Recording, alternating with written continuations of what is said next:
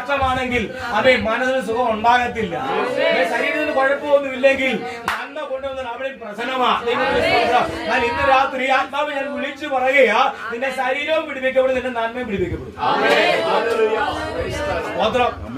ശരീരത്തിനും വിടുതലുണ്ടാവും, നന്മയ്ക്കും വിടുതലുണ്ടാവും. ദൈവത്തിന് സ്തോത്രം. ഇന്ന് രാത്രി ചിലതിനെ തമ്പുരാൻ വിട്ടു.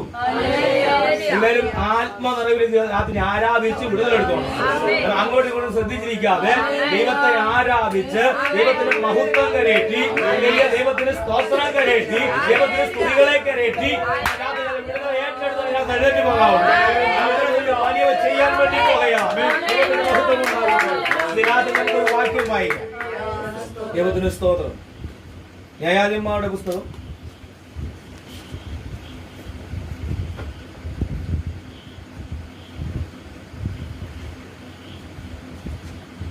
6-ാം അധ്യായം 12-ാമത്തെ വാക്യം. ന്യായാധിപന്മാർ 6:12.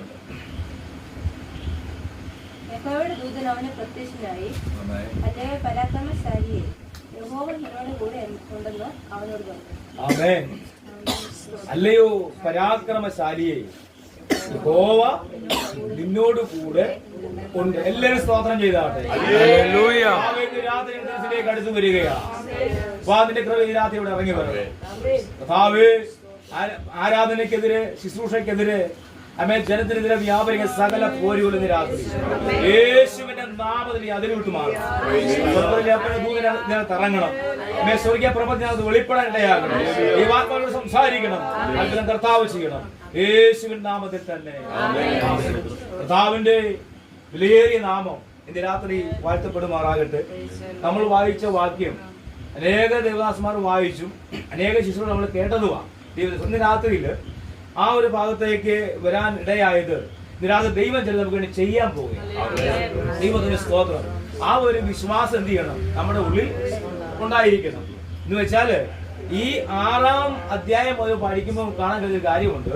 ഇസ്രായേൽ ജനം ദൈവത്തിന് അനിഷ്ടമായത് എന്ത് ചെയ്തു? ദൈവത്തിന് സ്തോത്രം. അപ്പം കരയേണ്ടി വന്നത് എന്തുകൊണ്ടാ കരഞ്ഞാട് വന്നത്? ദൈവഹിതമില്ലാത്തത്, ദൈവേഷ്ടമില്ലാത്തത്, ദൈവത്തിന് പദ്ധതി ഇല്ലാത്തതൊക്കെ എന്ത് ചെയ്തു? ഇത് ചെയ്തതാരാ? ദൈവത്തിന്റെ മക്കളാണ്. ദൈവത്തിന് സ്തോത്രം. 6-ാം അധ്യായം മുതൽ പഠിക്കുമ്പോൾ കാണാൻ കഴിയുന്നത് ദൈവത്തിന് അനിഷ്ടമായത് അവർ ചെയ്തു. ദൈവത്തിന് സ്തോത്രം. എന്നാൽ ഇസ്രായേൽ ജനത്തിന്റെ ജീവിതത്തിൽ അവർക്ക് നന്മകൾ ഇല്ലാഞ്ഞിട്ടല്ല,